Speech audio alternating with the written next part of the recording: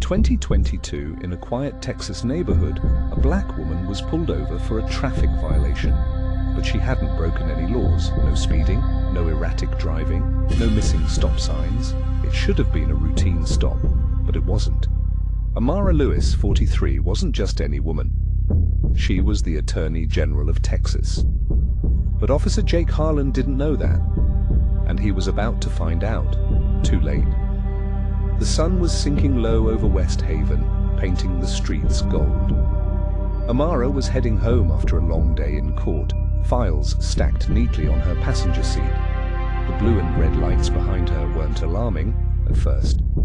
She knew she hadn't done anything wrong, but as she pulled over and rolled down her window, the sharp knock on the glass made her heart quicken.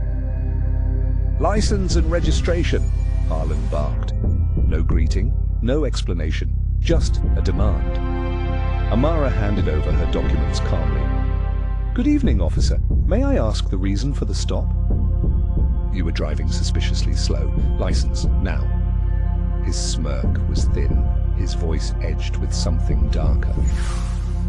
She lived a few blocks away. That should have been enough. But Harlan wasn't satisfied. He glanced at her ID.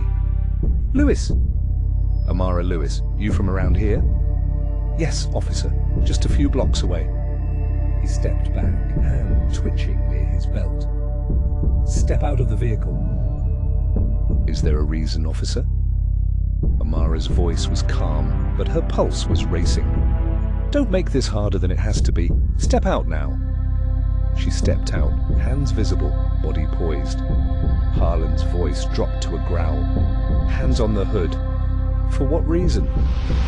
"Because I said so." She stayed steady. "I'd like to know why." Harlan's smirk twisted into something meaner. "You people always think you're above the law." Her breath caught, but she didn't show it. Instead, she reached into her purse, slow and deliberate. "I'm reaching for my ID, officer." His hand twitched. Her hand emerged, holding a slim leather case. She flipped it open. A gleaming badge shone in the fading light. "I'm Amara Lewis," she said quietly. "Attorney General of Texas."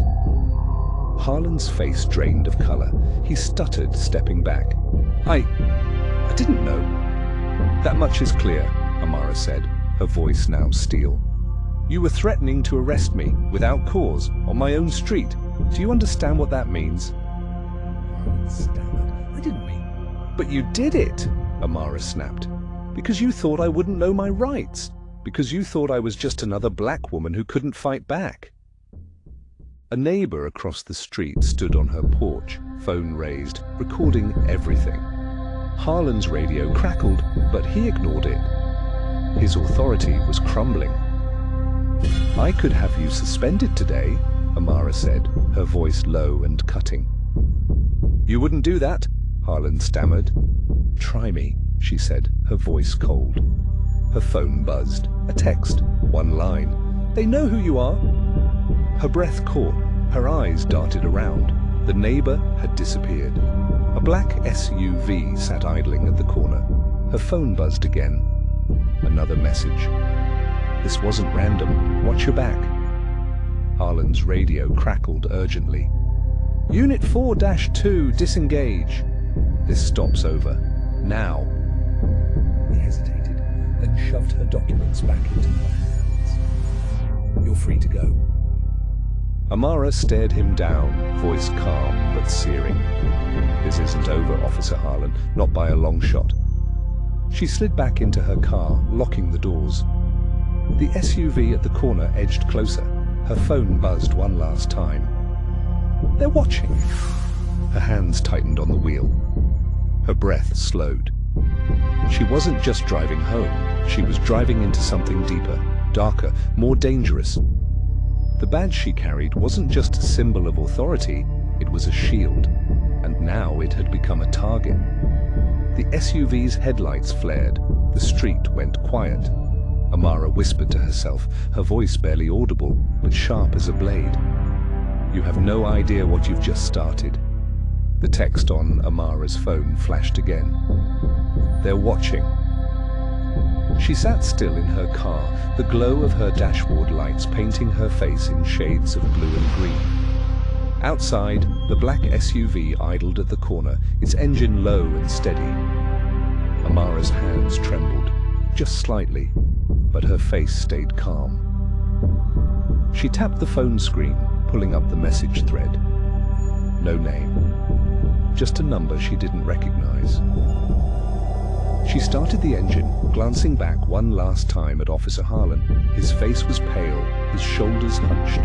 He was on his radio now, speaking too fast, too quietly for her to hear. The SUV's headlights flared. It pulled away from the corner, slowly, deliberately, following her. Amara shifted into gear and drove. She wasn't heading home anymore. She was heading somewhere safe, somewhere she could think. But the SUV stayed close, too close.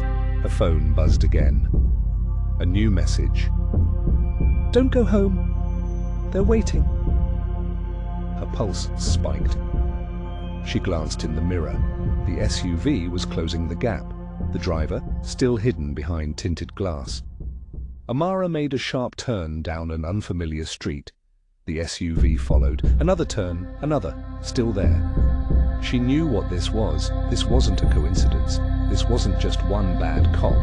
This was coordinated. Her mind raced, calculating. She needed to lose them, or at least buy time. Up ahead, she spotted the glowing sign of a gas station. A few cars, bright lights, witnesses. She pulled in fast, tires crunching on gravel. The SUV hesitated at the entrance, then slowed. Amara jumped out of her car, walking swiftly, but not running. She needed to look in control. She needed to look unafraid. Inside, the gas station was quiet. A single cashier, a teenage boy, glanced up from his phone. "Can I use your phone?" she asked, her voice low but urgent. The boy blinked, confused. Sure."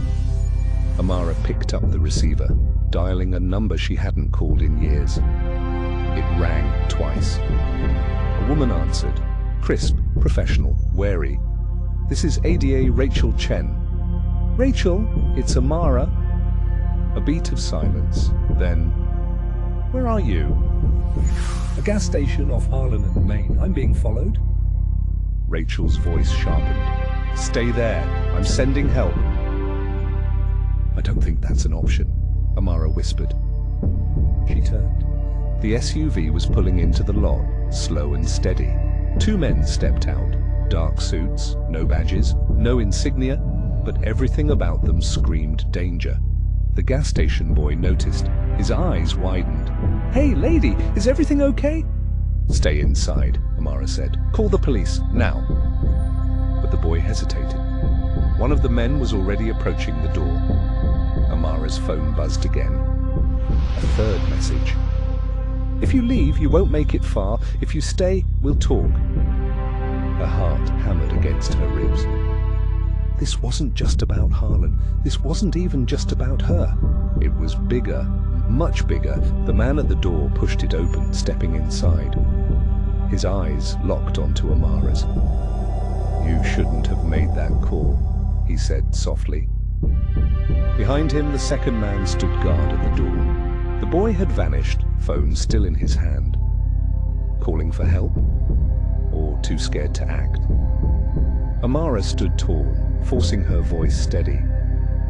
"I don't know what you think you're doing." The man cut her off. "This isn't about what I think. This is about what you know, about who you're protecting, and about what happens next." The cashier's phone started ringing. Sirens echoed faintly in the distance. The man's smirk faded. "You're out of time." He stepped closer. Amara's mind raced. Every instinct screamed at her to move, to act. But how? The gas station door burst open again. A new figure stepped inside. A woman, mid-30s, sharp suit, badge flashing at her hip. "Amara Lewis?" she called, her voice crisp. Amara's breath caught. "Yes." The woman's gaze flicked to the men. "We need to go, now!" The men hesitated. The sirens were closer now. The woman stepped between them, her voice steel. I suggest you back off. The taller man's lip curled. You think this is over? The woman's badge glinted in the fluorescent light. Number, it's just beginning. The sirens wailed louder. Red and blue lights reflected off the gas station windows. The men stepped back, retreating toward the SUV. The woman grabbed Amara's arm, steering her toward the back door. We're getting you out of here, she said. But you're going to need to trust me. Amara's voice shook. Who are you? The woman glanced over her shoulder as the SUV peeled away, tires screeching. I'm with Internal Affairs, she said.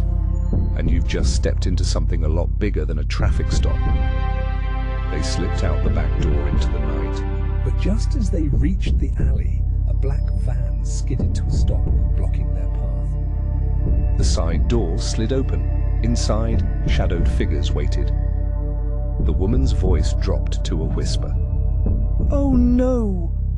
Amara's breath hitched. And just as headlights flared behind them,